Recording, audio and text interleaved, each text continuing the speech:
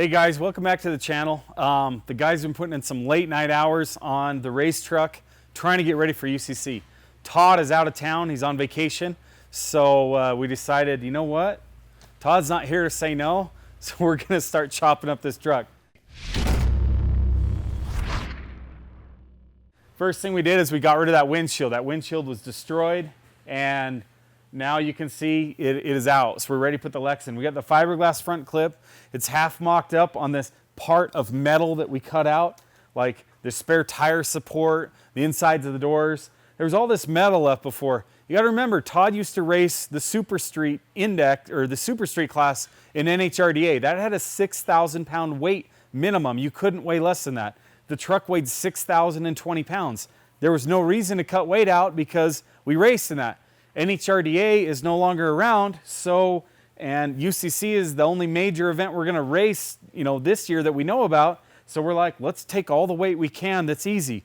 We're not back halving it. We're not four linking it. We're not doing anything crazy like that.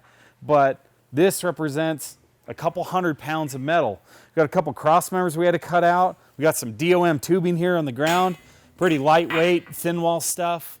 That's going on. Let's walk around the truck here and we'll show you what the inside looks like.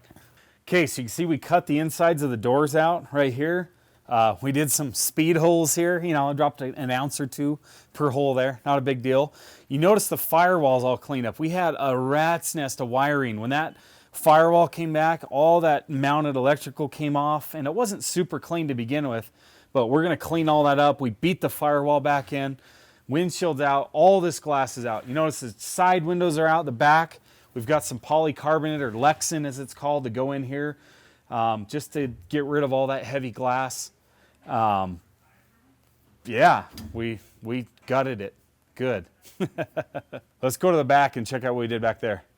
Okay, out back, you can see this back window is gone. The guy spent about 20 minutes trying to save it, and they couldn't do it, so Josh pulled out his size 13 or 14 boot out of his toolbox, and the window is no longer here. All right, go for it, send it.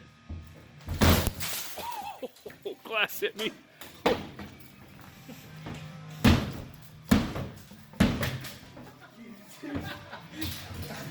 Hit it with your wallet, not your purse. Oh, glass in the face. Okay, just a sec, let's see what we're doing here. Just a sec, let me come around here. It's all about the angle of the dangle. Well, I guess we got a mess to clean up now.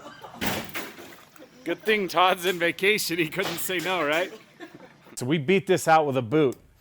Back here, we cut all these cross members. We had parachute mount that was really heavy. All that stuff out. All the tranny coolers and stuff we took off. We're going to redo that.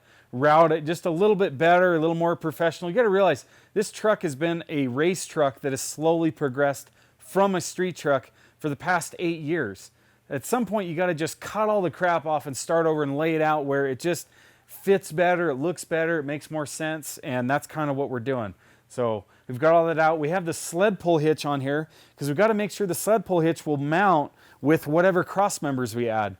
We had to put it on here, guess where the hitch height would be versus that, so that we can make sure that our shock towers are out of the way, because those are going to get welded on. And like I said, there's a lot that goes in making basically a triathlon diesel. I mean, you got 3 events. You got a drag race, you got a dyno, you got a sled pull. Totally different avenues that or discipline, so to speak, on making a truck to do this. So it takes quite a bit of engineering and finagling. That's the main reason we're not going to 4-link it. If this was just a drag truck, absolutely this would be 4-linked.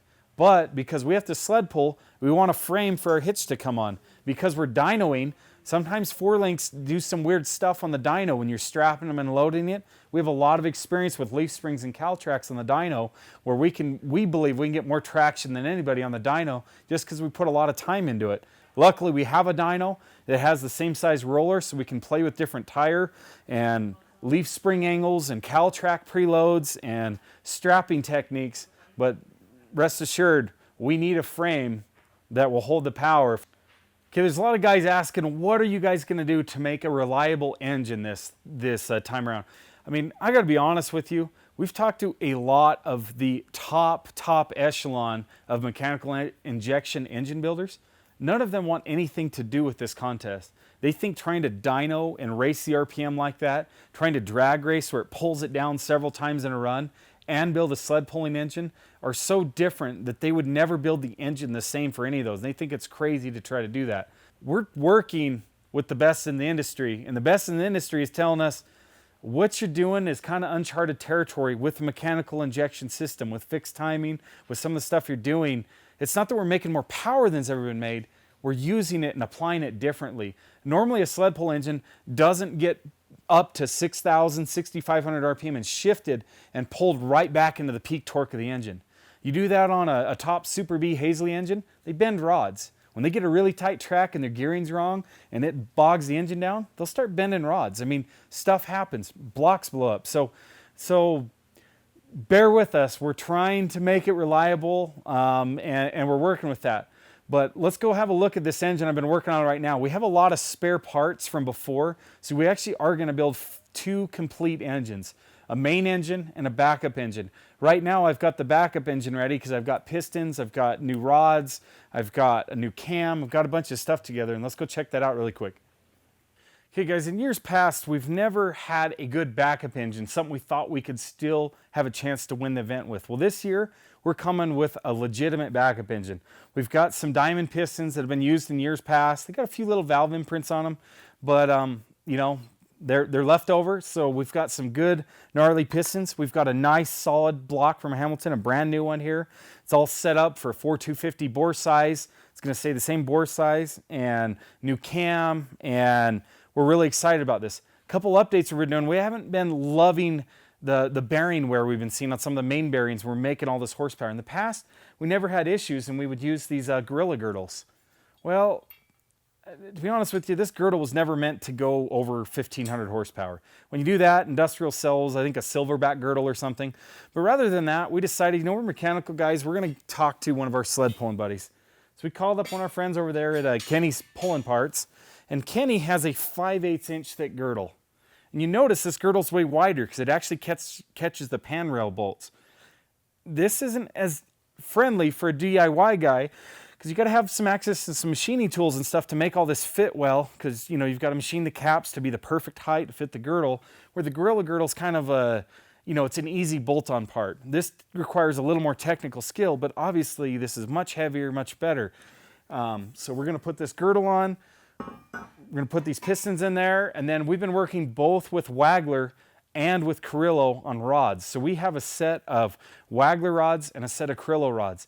Which engines get in which set of rods, we haven't decided yet. They both have their strengths and their weaknesses, and it's kind of been a hard decision, honestly, for us to decide which one's getting the backup and which one's going in the main engine.